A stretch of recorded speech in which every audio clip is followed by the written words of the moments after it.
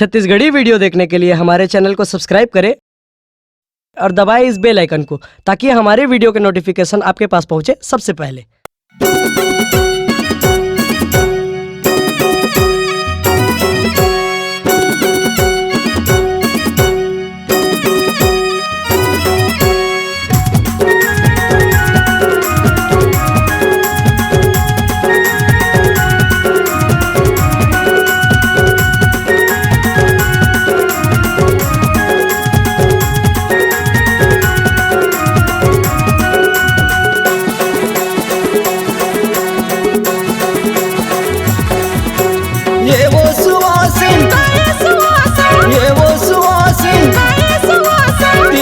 भोजन खाना तिर मातायाना भोजन खाना बजत हवे बाजाबो तो काय करा चले न जाके लाहूं तोला संग माया जा चले न जाके लाहूं तोला संग माया जा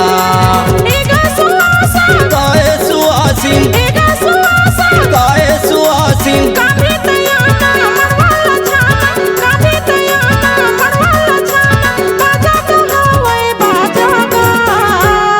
तो कैसे चले ना जाला बेगा मोला मरवा तरी मुरी राजा चले ना जाला बेगा मोला मरवा तरी मुरी राजा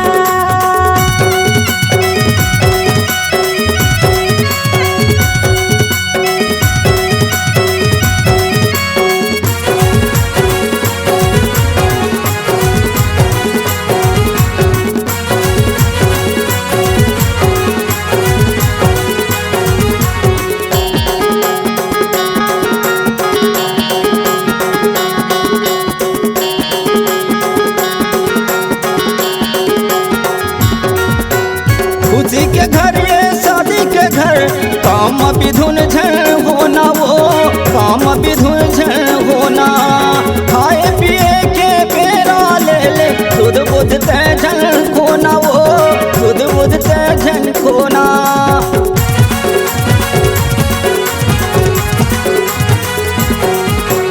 खुशी के घर ये शादी के घर काम विधुन झन होना वो काम विधुन झन होना खाए पिए के पेरा ले ले सुध बुध ते झन खोना वो सुध बुध ते झन खोना ड्रिंक ले ले कोको कोला कहाँ था मैं तोला ड्रिंक ले ले कोको कोला कहाँ था मैं तोला जना के राम संग आ जाओ तया जा मोर भतीजा के शादी है चले न जाके लाहूं तोला संग माया जा चले न जाके लाहूं तोला संग माया जा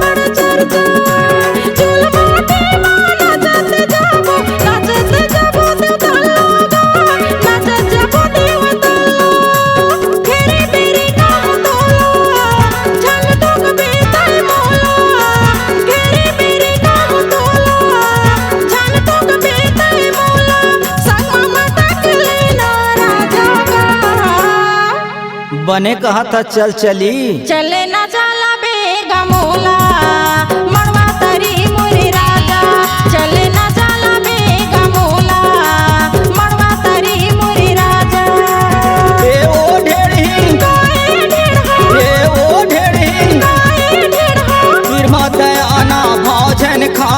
खातिर माता आना भाजन खाना बाजत हवे बाजाओ। तो चलना चली दोनों जान। चल न चाकेला हूँ तोला संग माँ मोरे आजा। चले ना चाकेला में मोला मड़वा तरी मोरे राजा। चल न चाकेला हूँ तोला संग माँ मोरे आजा। चले ना चाकेला में मोला मड़वा तरी मोरे राजा। चल न चाकेला हूँ तोला संग माँ मोरे आजा। अगर आप अपनी आवाज को एक नया आयाम देना चाहते हैं तो चले आइए मल्टी ट्रैक डिजिटल रिकॉर्डिंग के लिए संपर्क करें HK म्यूजिक कंपनी, कोटा डबरी, चांपा, छत्तीसगढ़। मोबाइल नंबर है 9329238487 और 8085380339।